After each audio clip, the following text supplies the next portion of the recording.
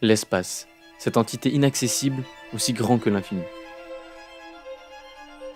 Cela nous a toujours fascinés, pouvoir voyager à travers le cosmos à la découverte des étoiles.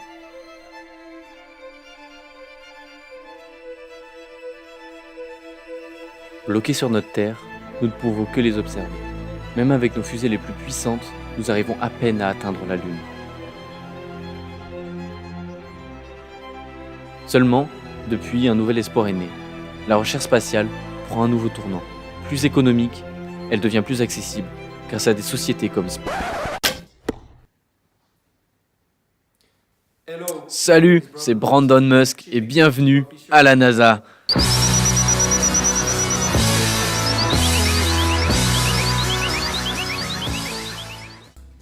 La NASA est la National Aeronautic and Space Administration. Nous sommes une agence gouvernementale de recherche spatiale.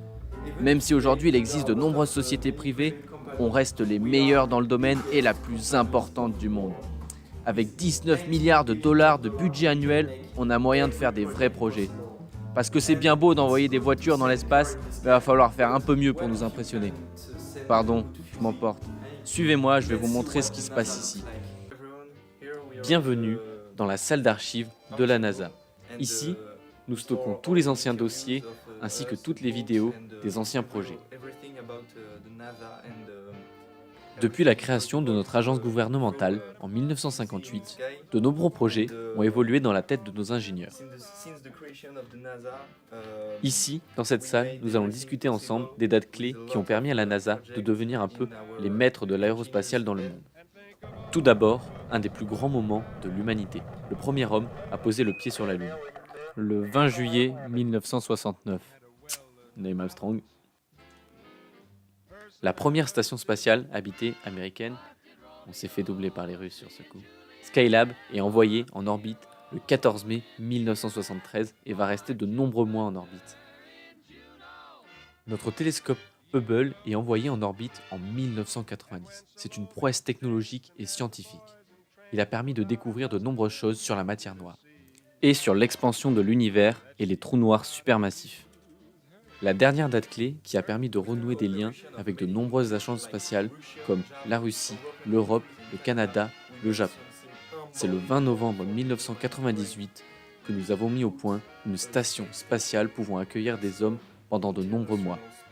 La Station spatiale internationale. Notre histoire est aussi couronnée de succès grâce à des missions rudement bien menées par les équipes américaines. On peut noter Apollo 11 qui a permis de marcher sur la Lune, Neil Armstrong, mais aussi Apollo 13 dont l'objectif de départ a failli, mais grâce aux ingénieurs et aux techniciens, le sauvetage de l'équipage a été réussi. Malheureusement, comme partout, il y a des échecs. Ils ont affecté le moral de toute l'Amérique, comme par exemple l'incendie d'Apollo 1, qui a causé la mort d'un astronaute en 1967. Mais aussi la destruction de Columbia, dont on avait parlé avant, le 1er février 2003, ou même la destruction de Challenger, qui abritait la première passagère de l'espace. Nous voilà maintenant au centre de recherche avec Andrew Fustel. C'est l'ingénieur en chef du département de recherche en propulsion. Bonjour, savez-vous comment fonctionne un propulseur? Oui, je travaille ici. Je vais vous l'expliquer quand même. Voici un propulseur simplifié. Le plus grand problème pour envoyer quelque chose dans l'espace est de sortir du champ de gravitation terrestre. Pour cela, on utilise le principe d'action-réaction. Les réacteurs brûlent et envoient du gaz, et cela propulse la fusée. Après 2 minutes de décollage, la fusée a utilisé 90% de son carburant et elle atteint une vitesse de plus de 8000 km/h. Ensuite, les deux réacteurs se détachent et le réacteur central prend le relais. Une fois l'atmosphère passée, le dernier étage reste en orbite. Merci Andrew pour cette super explication. On se revoit à la prochaine. Effectivement, ce genre de matériel a un certain coût. C'est pourquoi la NASA doit gérer son budget. Il est réparti entre les recherches, les vols et l'ISS. Nous retrouvons Brandon en visioconférence avec le président afin de valider le budget de 2018. Oui, bonjour Donald. Oui, on est en ligne. On prépare le budget de 2018. Donc on est toujours sur 19 milliards de dollars comme l'année dernière. Est-ce que vous avez l'autorisation du Congrès pour valider la demande?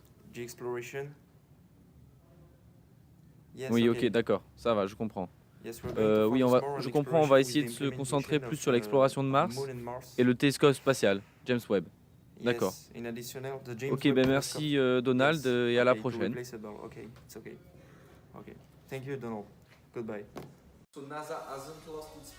Alors, la NASA n'a pas perdu sa fougue d'antan. Chaque jour, nous essayons de briser les limites du possible. C'est un grand projet qui nous oblige tout le temps à nous surpasser.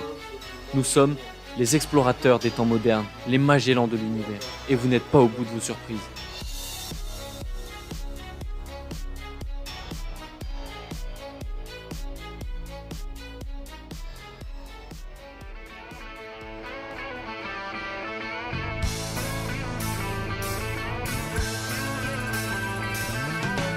No one told you life was gonna be this way.